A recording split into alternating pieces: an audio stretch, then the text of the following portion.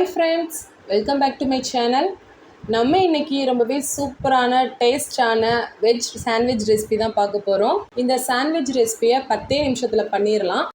ரொம்ப ஹெல்த்தியான ரெசிபின்றதுனால நீங்கள் குழந்தைங்களுக்கு பிரேக்ஃபாஸ்ட்டாகவும் கொடுக்கலாம், ஈவினிங் ஸ்நாக்ஸாகவும் கொடுக்கலாம். இப்போ வாங்க இந்த ரெசிபி எப்படி செய்கிறதுன்னு பார்க்கலாம். ஃபஸ்ட் இந்த ரெசிபி பண்ணுறதுக்கு சாண்ட்விச்சுக்கு க்ரீன் சட்னி ரெடி பண்ணியிருக்கணும். நம்ம ரெசிபிக்கு இந்த க்ரீன் சட்னி ரொம்ப முக்கியம், ஒரு நல்ல டேஸ்ட்டும் கொடுக்கும். இந்த க்ரீன் சட்னி எப்படி செய்கிறதுன்னு நம்ம சேனலில் அப்லோட் பண்ணியிருக்கேன், போய் பாருங்கள்.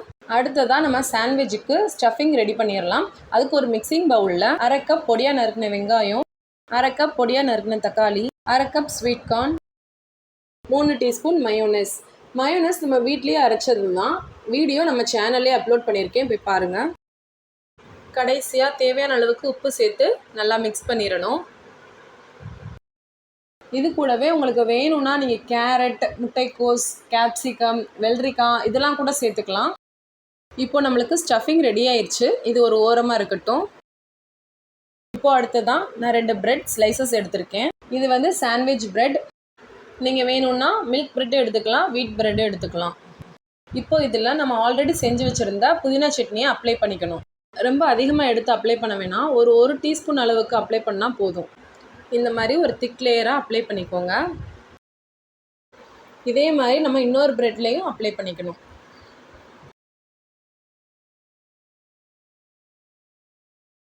இந்த மாதிரி ரெடி ஆனதுக்கப்புறம் நம்ம ஏற்கனவே செஞ்சு வச்சுருந்தோம்ல ஸ்டஃபிங், அதை இதில் வந்து ஸ்டஃப் பண்ணிடலாம். இந்த ஸ்டஃபிங்கை வைக்கும்போது நல்லா திக் லேயராக வச்சுக்கோங்க, அதான் சாப்பிடும்போது நல்லாயிருக்கும்.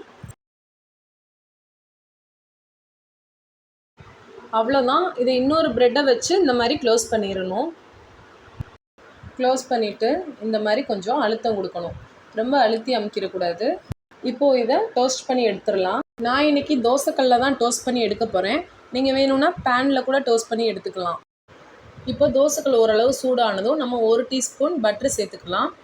பட்டர் இந்த மாதிரி நல்லா ஃபுல்லாக மெல்ட் ஆனதுக்கப்புறம் நம்ம ப்ரெட்டை இந்த மாதிரி அது மேலே வச்சிடணும். ப்ரெட் இந்த மாதிரி வச்சதுக்கப்புறம் மேலே கொஞ்சமாக நம்ம பட்டரை அப்ளை பண்ணிக்கலாம். லோ ஃப்ளேம்லேயே ஒரு நிமிஷம் அப்படியே விட்டுறணும். அடுப்பு சிம்லேயே இருக்கிற மாதிரி பார்த்துக்கோங்க, அப்போ தான் ப்ரெட்டு நல்லா டோஸ்ட் ஆகும். நீங்கள் ஹையாக வச்சிட்டிங்கன்னா சீக்கிரம் கரைஞ்சிரும். இப்போ 1 நிமிஷம் ஆயிடுச்சு. இப்போ ப்ரெட்டை இந்த மாதிரி திருப்பி போட்டுக்கோங்க. திருப்பி போடும்போது ஒரு கையை வந்து சப்போர்ட் கொடுத்து திருப்பி போடுங்க. இப்போ திருப்பி போட்டதுக்கப்புறம் இந்த மாதிரி ஓரளவுக்கு ப்ரெஸ் கொடுத்து இன்னும் ஒரு நிமிஷம் லோ ஃப்ளேம்லேயே அந்த மாதிரி விட்டுருங்க. இப்போ பாருங்கள், நம்ம ப்ரெட்டு ரொம்பவே நல்லா டோஸ்ட் ஆகி வந்துருச்சு, கலர்ஃபுல்லாகவும் இருக்குது.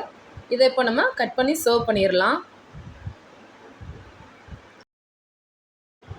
பிரேக்ஃபாஸ்ட்டு செய்ய டைம் இல்லாதவங்க ஒரு 5 நிமிஷம் 10 நிமிஷத்துலேயே இந்த மாதிரி சூப்பரான பிரேக்ஃபாஸ்ட் நீங்களும் ரெடி பண்ணிடலாம். இது ஹெல்த்தியான ஸ்நாக்ஸுன்றதுனால குழந்தைங்களுக்குலாம் ரொம்பவே பிடிக்கும்.